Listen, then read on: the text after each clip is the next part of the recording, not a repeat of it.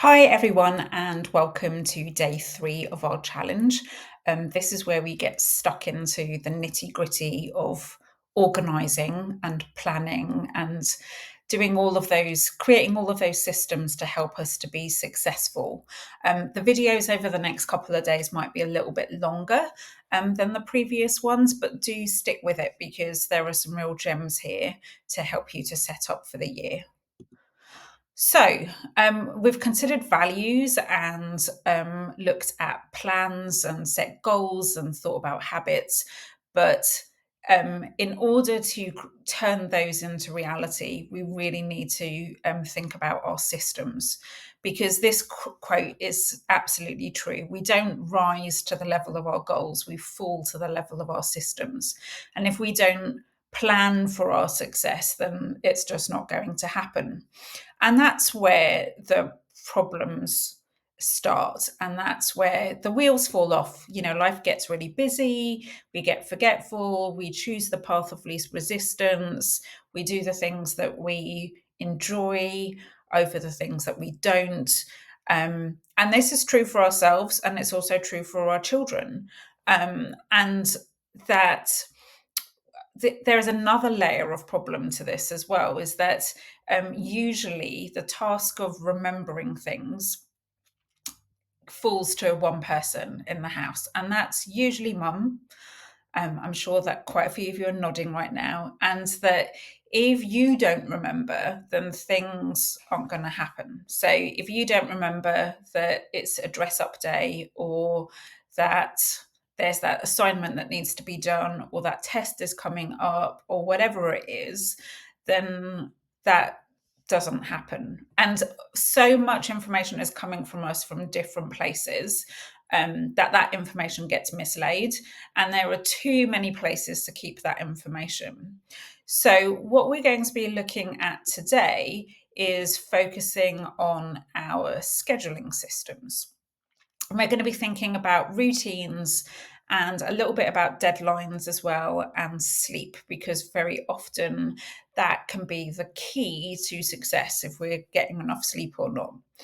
So, if you have read Atomic Habits, you'll know that the basic tenet of that strategy is that if you want to start good habits, then you need to make them obvious, attractive, easy, and satisfying. And so today we're going to be focusing on that first one, the obvious. And it's all about making those routines visible. So, what I want you to do today is to think a little bit about all the routines that you have, and are they effective? Are they working? And if they're not, then make changes if necessary. And also, I want you to think about, okay, does everyone in the house know about those routines? And are they ready for it? Are they have they got everything that they need? And if not, what do you need to do to tweak that to make that successful? So I want you to think about all the routines that you have in your life, and that is in your child's life. So you could think about morning routines, study routines, routines for hobbies and sport, music, routines about technology, evening routines, chores, absolutely everything. Okay, and think about, well, which ones are working well, which ones are a point of tension, and why do you think that might be the case?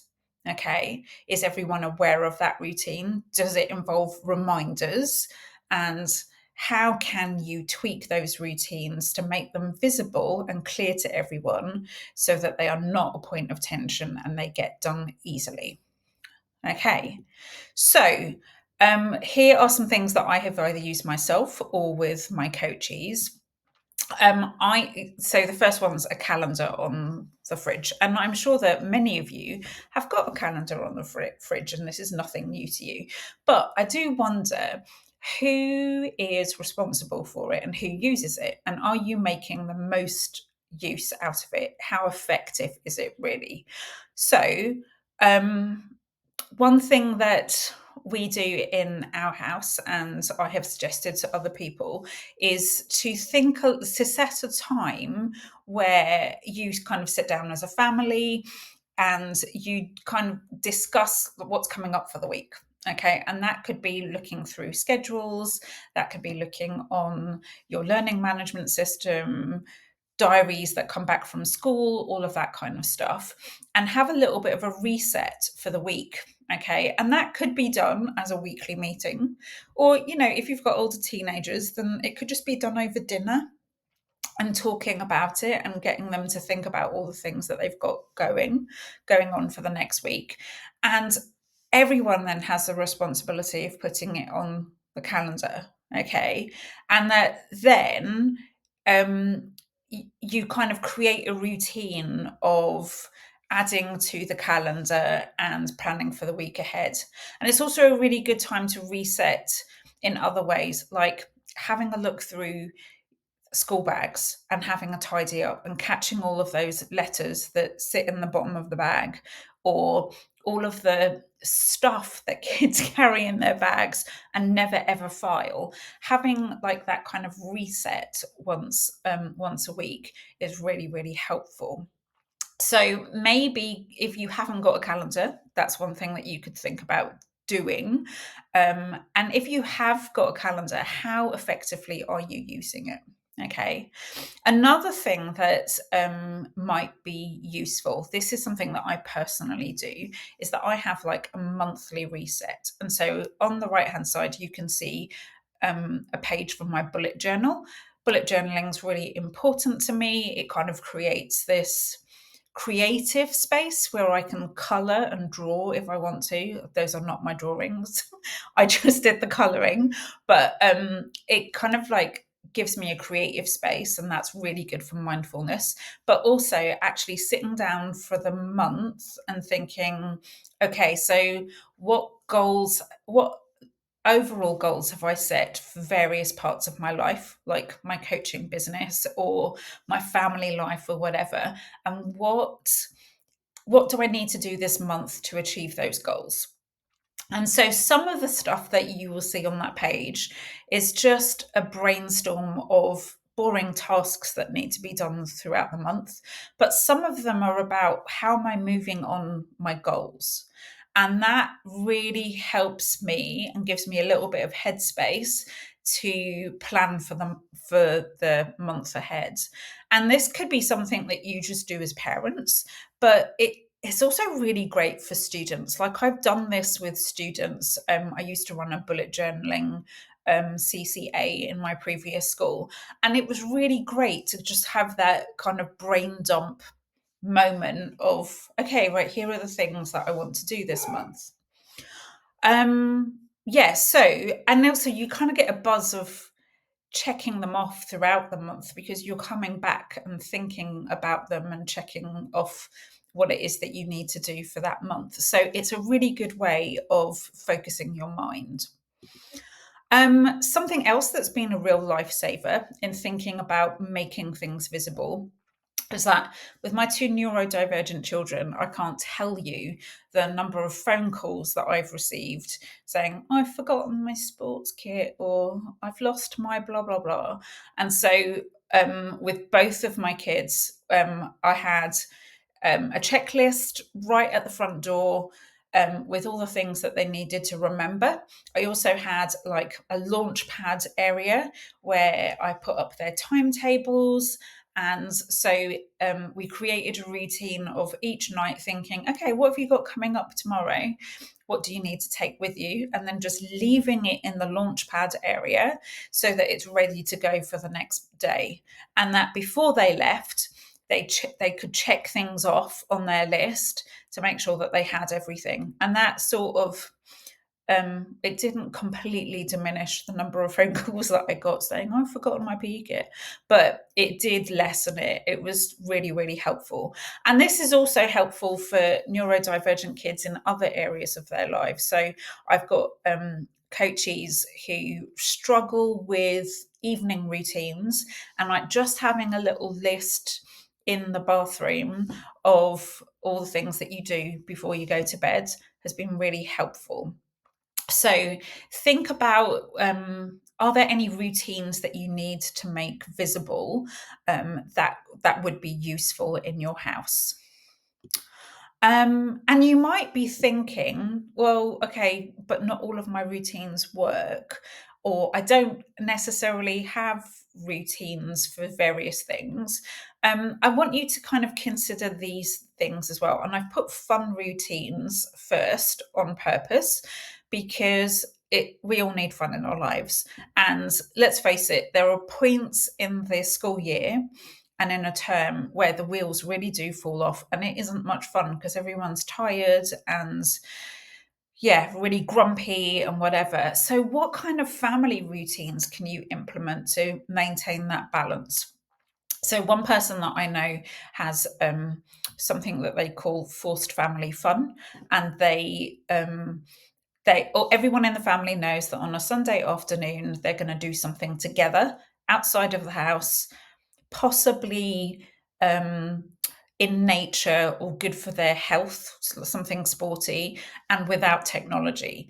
And that's really important because it helps with connection and it helps to also alleviate stress. So, is that something that you need to consider? Or can you foresee certain parts in the school term where the wheels do fall off, and maybe you could plan ahead for something fun for that moment?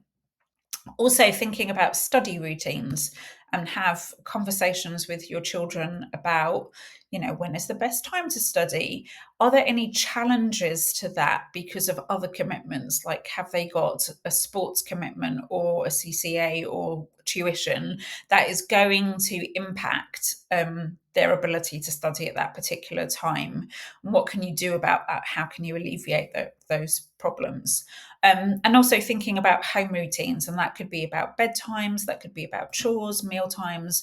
What do you need, and how can you make those systems more obvious or easy or achievable? Okay, so I just wanted to add an extra word here about deadlines and sleep. So, one really, really practical thing that you can do if you have a high school student, particularly if they're IB students, is to have a look at coursework deadlines and get those into the calendar now. Okay, so one of the things that I did when my um, when my daughter was going through grades 12 is to look at the calendar, the assignment calendar, and then she had a big calendar on her wall. And we put all of the deadlines in, and that was all the things like IAs, that was to do with assessments, that was to do with the requirements to apply for university, and getting all of those deadlines into a calendar, and then figuring out, okay, so what needs to happen before that deadline. And those assignments are usually often due at the same time, and so it was really good for me, because then I could see, okay, that's going to be a moment of tension, and maybe I need to plan something fun afterwards, or maybe I need to give a bit of extra support at that time. So it was really good for me as well as her. So that's one thing that you could definitely do as your task today. Another thing that you might want to consider is conversations about sleep. Our teenagers are chronically sleep deprived, and they underestimate how much sleep they need, and maybe we do too, actually. And technology can always exacerbate that as a problem.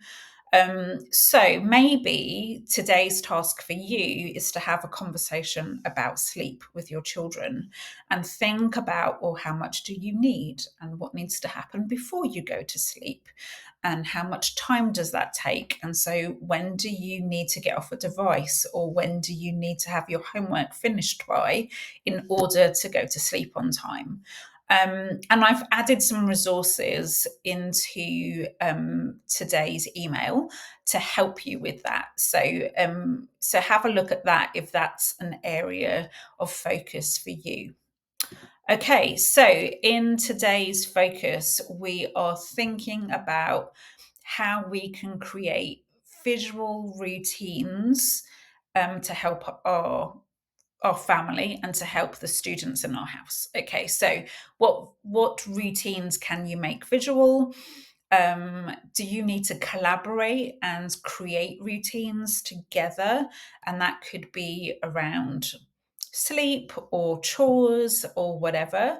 If you've got an older student who has deadlines coming up this year, maybe today's task for you could be looking at the assignment schedule and putting those into a calendar. And maybe you need to have some of those conversations around sleep and technology. And there are some resources in the email today to help you with that. Okay, so you can go in any direction that you wish. And as usual, I hope that you can post something on our Facebook group to get support from each other and also get some ideas. And I look forward to continuing that conversation with you today.